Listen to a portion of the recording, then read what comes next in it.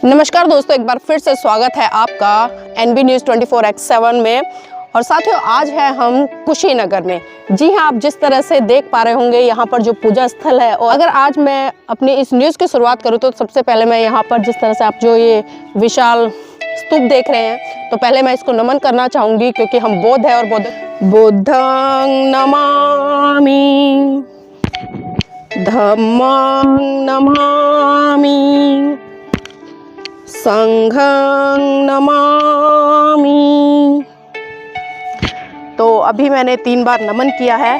और साथियों, इसके बारे में आज हम आपको पूरी जानकारी देंगे कि ये स्तूप क्या है, इसका इतिहास क्या है और आज के संदर्भ में किस तरह से लोग इसको देखते हैं या इसकी जो भी है आराधना करते हैं, पूजा करते हैं, किस तरह से इसमें आस्था रखते हैं।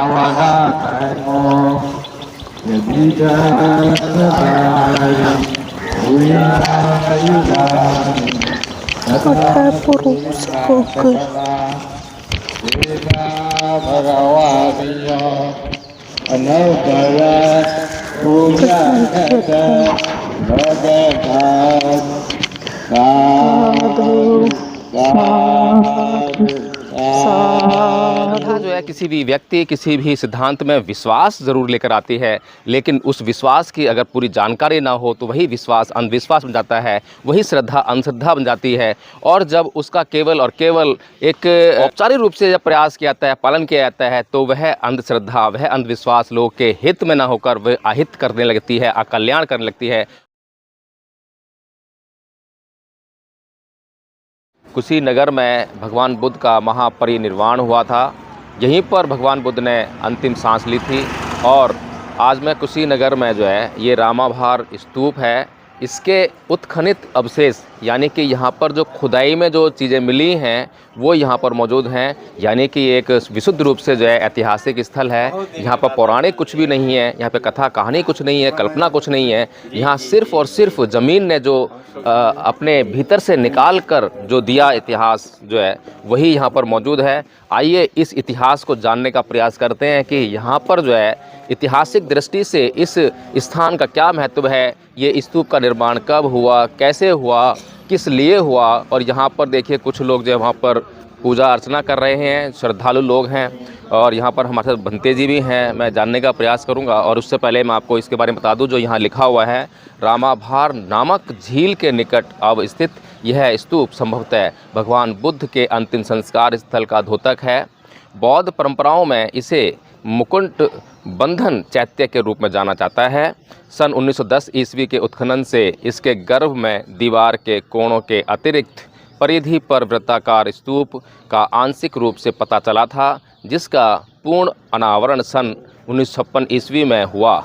इस विशाल स्तूप की मेधि का व्यास 34.14 मीटर है, जो कम से कम 2 उपानों से युक्त नींव के ऊपर निर्मित है। इस स्तूप के चारों ओर अनेक मनोती स्तूपों के अतिरिक्त कई अन्य भग्नावशेष हैं, जिनमें एक बड़े आयताकार कक्ष के अवशेष विशेष उल्लेखनीय हैं। यहाँ के उत्खनन से पर्याप्त संख्या में मिट्टी की मोहरें, अलंकृत ईंटें इत्यादि प्राप्त हुई हैं। तो कुल मिलाकर यही कहना है कि यहाँ पर जो कुछ भी प्राप्त हुआ है वह नितांत ऐतिहासिक है। और ASI ने जो यहाँ पे उत्खनन किया है वहाँ पर उसने इस बात को प्रमाणित किया है कि ये ऐतिहासिक है, पौराणिक नहीं है, काल्पनिक नहीं है। और इसका क्या महत्व है, यहाँ पर जो है कि अंतिम संस्कार स्थल का द्योतक है। यानी कि ये स्तूप ये बताता है कि यहाँ पर भगवान बुद्ध का अंतिम संस्कार किया गया था, क्योंकि महापरिनिर्वाण भगवान बुद्ध का यहाँ पर हुआ था, अंतिम सांस भगवान बुद्ध ने यहाँ पर ली थी। तो यहाँ पर जितनी भी घटनाएं उस समय घटी थी, उन सब बातों का, उन सब घटनाओं का यह जो स्थान है, यह उसका जो है प्रतीक है। उस प्रतीक के रूप में ये जो स्तूप है इसको बनाया गया है। हमारे साथ में यहाँ भंते जी हैं, हम जानना चाहेंगे।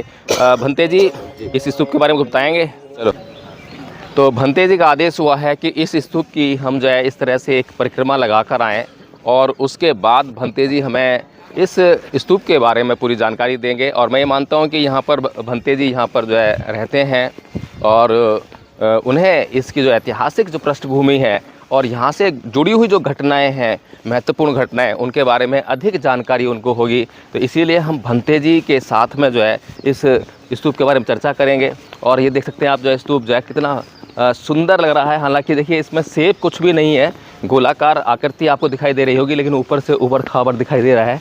और ये जो आपको आज जिस स्थिति में दिखाई दे रहा है, ये जब अवशेष मिले उत्खनन में जो है, तो उस समय इनकी ऐसी हालत नहीं थी। इनकी हालत जो है बदतर थी, बहुत ही ख़राब हालत रही होगी उस समय जो है। और इसके जो आपको दिखाएंगे अभी जो है लाइब्रेरी क्या नाम, तो ये जो स्तूप है इसके बारे में हम लोग जो है और अच्छी तरह से कि किस अवस्था में ये मिला था, ये जो म्यूज़ियम में हम जब जाएंगे तो म्यूज़ियम में इसके बारे में सारी जानकारी होगी और इसकी फ़ोटोज़ भी होंगी कि किस स्थिति में। और जैसे कि हमने कल वहाँ पर जो सारनाथ में जो स्तूप था, धम्मेक स्तूप जो है, उसकी जब मैंने फ़ोटो देखी थी, आज जो हम देखते हैं बहुत सुंदर दिखाई देता है। लेकिन जब यह स्तूप, जब हमें धम्मेक स्तूप जो है मिला था उत्खनन के द्वारा, और जो अंग्रेज़ अधिकारी था जिसने उसको खोज किया था, तो उस समय जो है उसके ऊपर पेड़ वगैरह उगाए थे, घास वगैरह उगाई थी। और यहाँ पर भी आप देख रहे होंगे हल्की हल्की जो घास है स्तूप के ऊपर जो है वो उग रही है हल्की, क्योंकि ये नियम है, ये परिवर्तन जो है संसार का नियम है। भगवान बुद्ध का भी एक सिद्धांत है कि सब संखारा अनिच्चाति, यानी सभी संस्कार जो है अनित्य हैं, हर वक्त हर पल जो है परिवर्तन हो रहा है। और देखिए यहाँ पर जो है कुछ लोगों ने पूजा स्थल भी इसको बनाकर जो है पूजा करने का भी इसमें काम किया है। यहाँ पे पूजा अर्चना की गई है और पूजा अर्चना की जो सामग्री है आप देख रहे होंगे, यहाँ पे कमल के फूल यहाँ पर हैं और अन्य फूलों के द्वारा यहाँ पे जो है पूजा अर्चना यानी कि श्रद्धा प्रकट करने का पूरा प्रयास किया गया यहाँ पर जो है। हालांकि श्रद्धा जो है बहुत आवश्यक होती है। श्रद्धा जो है किसी भी व्यक्ति, किसी भी सिद्धांत में विश्वास ज़रूर लेकर आती है, लेकिन उस विश्वास की अगर पूरी जानकारी ना हो तो वही विश्वास अंधविश्वास बन जाता है, वही श्रद्धा अंधश्रद्धा बन जाती है। और उसका केवल औपचारिक रूप से जब प्रयास किया जाता है, पालन किया जाता है, तो वह अंधश्रद्धा, वह अंधविश्वास लोग के हित में ना होकर वह अहित करने लगती है, अकल्याण करने लगती है। और आप देख रहे होंगे कि ये छोटे छोटे स्तूप बनाए गए हैं, भग्नावशेष हैं, और ये एक क्या चीज़ हैं, इनकी जानकारी हम भंते जी से लेंगे। और बहुत ही मतलब जो है कि श्रद्धा के पात्र हैं। श्रद्धा क्यों आनी चाहिए यहाँ पर, ये बड़ा महत्वपूर्ण है, क्योंकि श्रद्धा लोगों का जो श्रद्धा भावना, धार्मिक भावनाएं, ये आजकल जो बहुत महत्वपूर्ण विषय बनी हुई है। लेकिन ये जो स्थल है इसमें श्रद्धा क्यों आनी चाहिए, इसके भीतर भावना कैसी होनी चाहिए, ये धार्मिक भावना है या ये अंधश्रद्धा है, अंधविश्वास है, क्या है, ये ऐतिहासिक चीज़ है, ये तो मैं आपको बता ही चुका हूँ। लेकिन ये ऐतिहासिक जो चीज़ है इसका हमारे लिए बहुत महत्व है, ये संसार के लिए बहुत महत्व है, क्योंकि ये जो प्रतीक है कि हाँ भगवान बुद्ध इस संसार में हुए, इस भूमि पर आए, यहाँ पर उनका परिनिर्वाण हुआ। ये जो ऐतिहासिक जो दृष्टि से जो चीज़ें हैं ये बताती हैं कि हाँ भगवान बुद्ध ने इस संसार को वो सिद्धांत दिए जिस सिद्धांतों से जो है इस संसार का कल्याण हुआ। तो आइए हम भंते जी से अब मिलकर और भंते जी से ही जानना चाहेंगे कि इस स्तूप के बारे में और क्या घटनाएं हैं और क्या जानकारी है।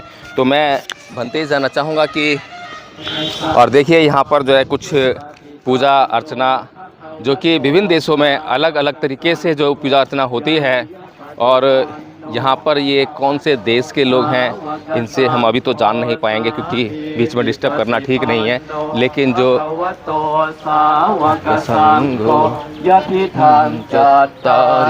संघ वंदना हो रही है, जो भिक्षु संघ है उसके जो गुणों का यहाँ पर जो ये विश्लेषण करते हुए, और थाईलैंड से आए हुए लोग हैं, ये थाईलैंड के लोग हैं। मैंने एक महिला ने टी शर्ट पहन रखी है, उस पर थाईलैंड लिखा हुआ है, इसको देखकर मैंने आपको बताया है। लेकिन जो भाषा है वो पाली है, और ये पाली भाषा देखकर, इनकी भाषा थाई हो सकती है लेकिन थाई भाषा को मैं नहीं समझ सकता था। लेकिन मैंने जो है जब पाली में जो शब्द सुने, क्योंकि मुझे पाली भाषा आती है, पाली मैंने याद कर रखा था, बुद्ध वंदना, संवंदना, संवंदना, तो संवंदना जैसे ही मैंने शब्द सुने तो मैं समझ गया कि क्या बोल रहे हैं। तो ये विशेषता है कि संसार भर में अगर बुद्ध के जो शब्द हैं, बुद्ध के जो सिद्धांत हैं, बुद्ध की जो देशनाएँ हैं, वो केवल पाली में, जहाँ पर भी आप जाइए अगर पाली में बोलेंगे तो कोई भी बौद्ध समझ लेगा कि हाँ ये बुद्धिस्ट है, ये बुद्ध के सिद्धांत हैं, बुद्ध के देशनाएँ हैं।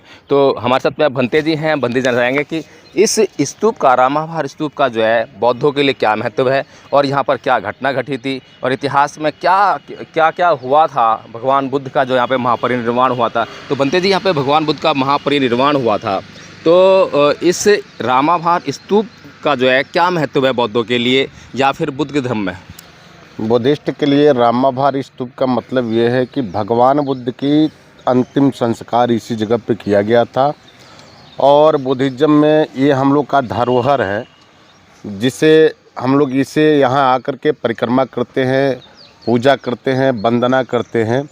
यहाँ पे भगवान बुद्ध की बाड़ी जलाने के बाद अस्थि को बिटरवा करके राजा मल्ल ने अस्थि को 8 भाग में डिवाइड किया, जिनके यादगार में 8 स्तूप बने, जैसे वैशाली का, राजगीर का, कपिलवस्तु का, एक चुंद पावा का, एक कुशीनगर का, और भगवान बुद्ध तथागत की जो अस्थि कलश है महापरिनिर्वाण टेम्पल के पीछे जो गुम्बज हमको देखने के लिए मिलती है, उसी में भगवान बुद्ध तथागत की अस्थि कलश रखी गई है। उस समय अस्थि को 8 भाग में डिवाइड करने के बाद द्रोण नाम के ब्राह्मण के द्वारा अस्थि को 8 भाग में, राजा मल्ल ने अस्थि को 8 भाग में डिवाइड किया, जिनके यादगार में यहाँ छोटा छोटा भी स्तूप बनवा रखे हैं। और जब अशोक सम्राट की शासन आए तो उन्होंने 7 स्तूप की खुदाई कराए थे, जिसमें एक स्तूप नहीं खोदा गया था, कपिलवस्तु, सिद्धार्थनगर का। और 7 में से फिर उन्होंने अस्थि निकलवाने के बाद पूरे भारत में उन्होंने 84,000 बुद्ध विहार और स्तूप का निर्माण करवाए थे। और इसका फर्स्ट नाम तो आधान चैत्य है।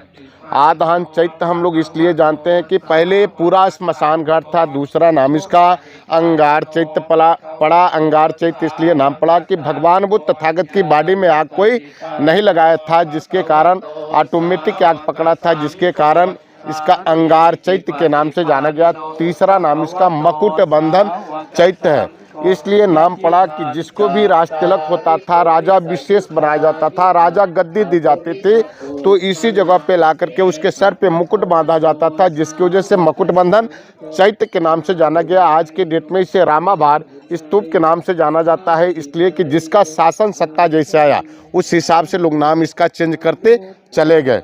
जिस समय इसको राजा मल्ल ने बनवाया था, इसकी हाइट 273 फीट थी। इसको बने हुए 2568 वर्ष पुराना है। अपने वहाँ सबसे अधिक शासन सत्ता राज किया तो मुगल शासन, जब उनकी शासन काल आई तो वो लोग इसकी खुदाई कराए। जब उनको कुछ समझ में नहीं आया तो लोग इसको इसी तरह छोड़ दिए।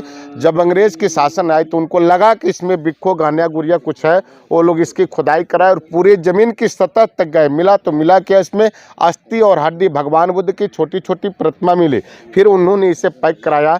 जब इंदिरा गांधी की शासन आई तो उन्होंने उठा करके इसे पुरातत्व विभाग को डोनेट किया। जी, तो देख सकते हैं कि कितना बड़ा इतिहास इस रामाभार स्तूप का है और किस प्रकार से जो है समय समय पर जिसका शासन रहा, जिन लोगों का शासन रहा, उन्होंने इसका नाम भी बदल दिया। कभी मुकुट बंधन इसका नाम पड़ा तो कभी कुछ नाम पड़ा और अभी इसका रामाभार जो इसका नाम पड़ा है। तो भंते जी, इसका रामाभार जो नाम पड़ा है, इसके पीछे क्या इतिहास है?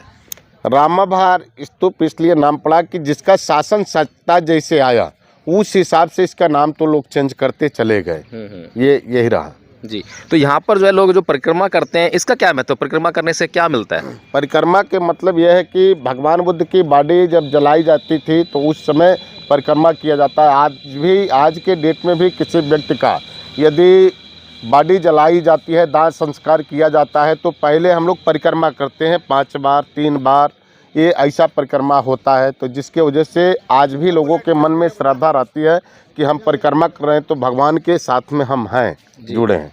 एक जो महत्व है इसका ये हो सकता है बिल्कुल जो है, क्योंकि जो धार्मिक महत्व जिसको हम जोड़ते हैं चमत्कारों से, अंधविश्वास से कि यहाँ पर परिक्रमा करने से हमें कुछ मिलेगा, ऐसा नहीं है। लेकिन यहाँ पर परिक्रमा करने के लिए जो लोग आते हैं, श्रद्धालु लोग जो आते हैं, इसी की वजह से जो है ये चैत्य, ये स्तूप जो है आज भी यहाँ पर खड़ा है और ये आने वाले हज़ारों साल तक इसी प्रकार से खड़ा रहेगा। अगर यहाँ पर श्रद्धालु या ऐतिहासिक महत्व जो इसका है, अगर उसमें जो है आस्था या विश्वास बौद्धों का नहीं रहेगा तो यहाँ पर ये जो दिखाई दे रहा है यह बहुत जल्दी मिट जाएगा, ऐसा हम मानते हैं। और ये जो विश्वास है कि परिक्रमा करनी है, यहाँ पूजा करनी है, इसी स्थल पे करनी है क्योंकि भगवान बुद्ध से जुड़ा हुआ स्थल है। इसलिए क्योंकि आप पूजा और वंदना जो है करते हैं, घर में भी कर सकते हैं, कहीं भी कर सकते हैं। ये तो बुद्ध का सिद्धांत है और बुद्ध के ही सिद्धांतों के अनुसार जो है कि आप जो कर्म करेंगे वही फल मिलेगा। आपको खाली पूजा करने से, वंदना करने से कुछ मिलने वाला नहीं है। लेकिन अगर इन स्थानों पर आकर आप पूजा करते हैं, वंदना करते हैं तो उसका ऐतिहासिक महत्व के साथ में आपकी जैसी बातें हैं जो जाती हैं तो उनका इसलिए ऐतिहासिक महत्व है। इसलिए हमें अपने ऐतिहासिक स्थलों को बचाने के लिए, उनको संरक्षित करने के लिए ये बहुत ज़रूरी है कि ऐसे स्थानों को जो है हम विज़िट करें और वहाँ पर जाकर जो है थोड़ा सा इस प्रकार का हम कार्यक्रम करें और कुछ जो भगवान बुद्ध की जो देशनाएँ हैं जैसे कि धम्पद में बहुत सारी उन्होंने बातें कही हैं, उनको जो है हम यहाँ पर जो है लोगों को बताने का काम करें। जिस प्रकार से आप देखते होंगे कि आज जिस संस्कृति का प्रचार प्रसार हो रहा है, तो वे लोग जो हैं नदियों पर जाकर या ऐसे स्थानों पर जाकर बहुत बड़े कार्यक्रम आयोजित करते हैं और वहाँ के लोगों को, स्थानीय लोगों को इकट्ठा करते हैं, फिर उनको जो है वहाँ पर उसके बारे में बताने का काम करते हैं। इसी प्रकार से भगवान बुद्ध की शिक्षाएँ लुप्त हो रही हैं, भगवान बुद्ध के बारे में कुछ हम नहीं समझा पा रहे हैं। और यहीं पर स्थानीय लोगों के बारे में अगर हमने चर्चा की थी, तो यहाँ पर जो स्थानीय लोग हैं आज बौद्ध नहीं है। और हमने चर्चा की तो हमने उनसे जानना चाहा, दुकानदारों जानना चाहा, तो दुकानदार बोलते हैं कि यहाँ पर भगवान बुद्ध की कृपा से जो है विदेशी लोग आते हैं और यहाँ पर जो लोग हैं, यहाँ पर जो होटल हैं, ढाबे हैं, वो सब जो है भगवान बुद्ध की कृपा से ही फल फूल रहे हैं, लेकिन उनमें से कोई बौद्ध नहीं है। भगवान बुद्ध की मूर्ति, भगवान बुद्ध तस्वीर वो इसलिए लगाते हैं ताकि उनका धंधा, उनका बिजनेस जो है फले फूले और वो कमाई कर सकें। तो ये तो वही बात हुई कि ये गद्दारी वाला मामला है कि खाते किसी का हैं और बजाते किसी का हैं। तो साथियों, आपसे भी मैं आग्रह करूंगा कि यदि आप भगवान बुद्ध को समझना चाहते हैं, जानना चाहते हैं, अंधविश्वास, अंधश्रद्धा से नहीं, उनको पढ़िए, उनके इतिहास के बारे में जानिए और जानने के बाद जब शिक्षाओं को जान जाएंगे तब आपको लगेगा कि हाँ, भगवान बुद्ध ही हैं इस संसार में जो आपका कल्याण कर सकते हैं। और जब आपको ऐसा लग जाए तो आप इन स्थलों का भ्रमण जरूर कीजिए, यहाँ पर आकर जो है पूजा कीजिए, वंदना कीजिए, यहाँ पर आकर जो अपने कार्यक्रम आयोजित कीजिए ताकि लोगों में एक संदेश जाए कि भगवान बुद्ध की भूमि है, भगवान बुद्ध का स्थल है और इसको जो है हमें संरक्षित करना है। जय भीम, नमो बुद्धाय।